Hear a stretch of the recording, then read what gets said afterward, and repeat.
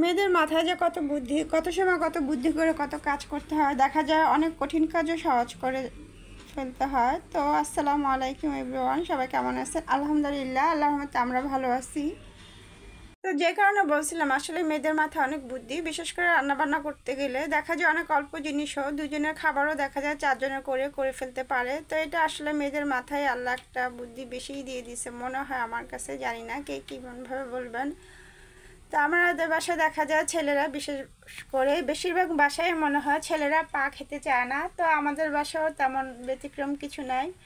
তারপরে ওই হাড্ডি গলা ঘিলা এগুলো কিন্তু অনেক মজা লাগে। আর রোজার ভিতরে যেহেতু বেশি মুরগি খাওয়া হয়েছে, প্রচুর জমে গেছে, তা আমরা দেখা যায় কলিজা মাথা কেন জানি কেউ খেতে পারি না, বমি লাগে, অতটা পছন্দ করি না। তো ওটা কাটার সময় ফেলে দিই। তো আমার এখানে অনেকগুলো আমারও জমে গেছিলো, আমি অর্ধেকগুলো নিয়ে নিছি। তো এগুলো আমি এখন রান্না করব।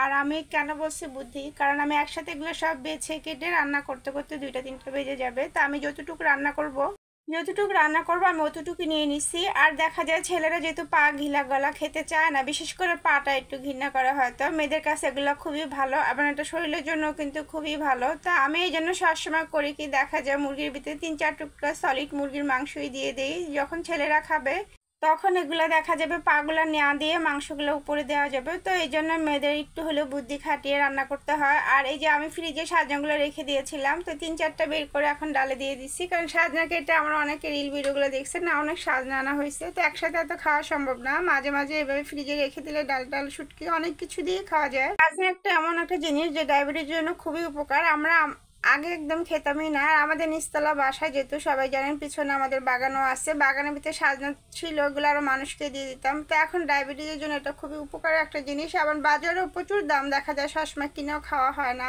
তো যখন একসাথে আনে সবসময় কেটে ফ্রিজে রেখে দিলে মাঝে মাঝে ডাল অনেক কিছু দিয়ে রান্না করা যায়। আমার কিন্তু আপনার সাজনাটা পাওয়া যাবে না। আর এদিক দিয়ে আমি ডালের সাথে মুরগির সাথে ডাল দিয়ে রান্না করলাম, ডাল দিয়ে ঝোল করে রান্না করলে দেখা যায় সকালবেলা রুটি দিয়েও খাওয়া যায়। পরের দিন এই জিনিসটা আরও বেশি টেস্ট হয়। যত বাসি হলে, মুরগির মাংস যদিও বাসি খাওয়া ঠিক না, মুগ ডালের জন্য অন্যরকম একটা স্মেল চলে আসে। আর লাস্টে বেরেস্তা ভেজে দিলে কিন্তু অন্যরকম মজা লাগে। এই জন্য সবসময় এই ধরনের তরকারিগুলোতে বেরেস্তা ভেজে দিলে খুবই একটা ফ্লেভারটা ভালো লাগে, খেতেও অনেক মজা।